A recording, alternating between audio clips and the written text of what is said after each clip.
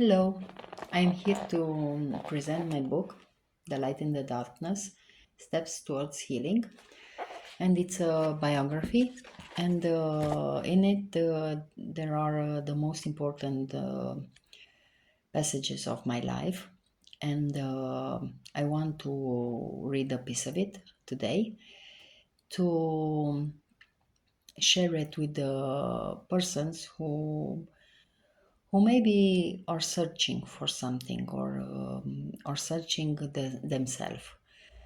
It's a book about abuse, about childhood abuse, about fear, anger, pain, and also about healing, about taking my personal power back and finding my way. Okay, and now I will read this passage. I was still keeping in touch with my parents, and I realized that I was doing it because I still wanted to be the good child. In a way, I was still trying to recover the attention I have never received in childhood.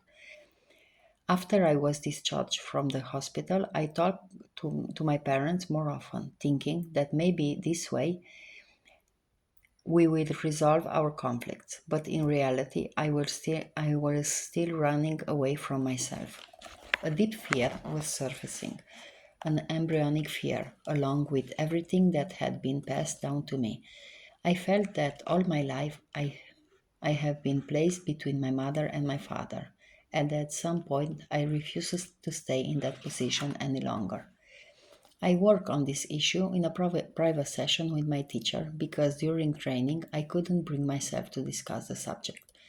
She asked me directly, "Why do you still keep in touch with your parents?" I answered that they have been calling me ever since I got sick, and admitted that at the beginning of the year I had created a new Facebook profile. I felt the need to have a space just for myself, without any family members, no sisters, no parents, absolutely no one. I was part of a few online groups, and at one point I noticed that my father had joined two of them, one Romanian and one Italian. Suddenly I felt watched, as if I didn't even have a place of my own here. At that moment, the message became clear. I had to reclaim my space, both in the virtual world and in reality. In another constellation exercise, working on self love, I received the same message. This love was still tied to my childhood home. So I went home and searched online for how to delete my old Facebook account. I couldn't figure it out. Then I realized that everything depended on me and how determined I was to detach myself. The moment I felt inside that I was ready, the solution appeared in minutes, and I deactivated my account. My birthday was approaching, and for a moment I thought about delaying the closure of my profile to avoid attracting attention, partly, and partly to remain once again the good child. My birthday came. My parents didn't call to wish me happy birthday. A part of me was amazed at how much power a simple Facebook profile could hold, but another part of me wasn't allowing itself to feel how much it hurts. I recognized the pattern. I was discarded whenever I didn't behave the way they wanted me to be. I was rejected, manipulated, especially by my mother. Only now, while writing, do I allow myself to let the pain come out. They were in my thoughts daily, as if I was waiting for them to come, to look for me, to return. At one point, I had a dream. I was in my childhood home in Romania. At some point, I argued with my parents and moved to another apartment.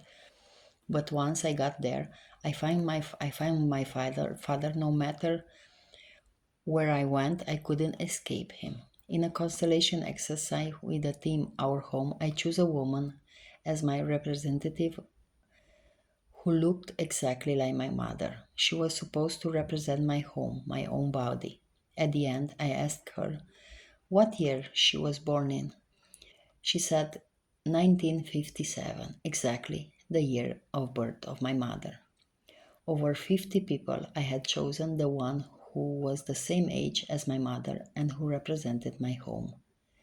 I asked my teacher if it was possible for me to deceive myself so much. She answered simply, yes, it's possible. I was inhabited by my mother and my father. I was possessed by their presence, and I kept allowing it. And despite everything, I still longed for them. No matter how toxic the environment I grew up it was familiar. I have known it for my whole life. It had become an addiction. I woke up in the morning thinking about them, and my mind constantly wandered back to them throughout, throughout the day. It was hard to let go. A part of me wanted to, but another part kept seeking them. I judged myself harshly and took on the entire story of abuse, and I felt immense shame. I asked for guidance in my dream, hoping to understand why I had reacted the way I did, why hadn't resisted, but instead had submitted. This is an important piece from my book that it was the moment I decided to separate from my parents for my own good, for my own health, because I realized if I kept maintaining a relationship with them, it was a matter of life or death. And at that point, it was really hard because all my life I was guided by their control, by their opinion, and I gave away so much power, all my personal power, and I was afraid. I was very afraid to do it, but at one point I felt it's necessary to stand up and to speak for myself, and that was a turning point for me because from that moment I initiate to feel all the pain, all the anger that I didn't allow myself to live it. Meanwhile, I was having a relationship with them, and in those time, I continue to be a good girl, like I said in the book,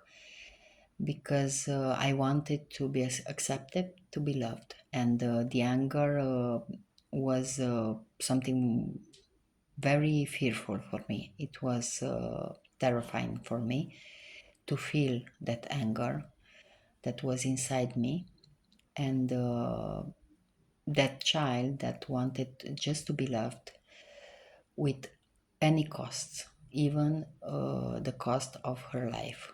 And I realized that in that moment it was my turn as an adult to take charge and to make decisions, healthy one for me, to give me space, to give me time, to give me permission to not to be the good girl, to be the bad one, and to listen to my body, to my heart, and not the opinion of my mother or my father.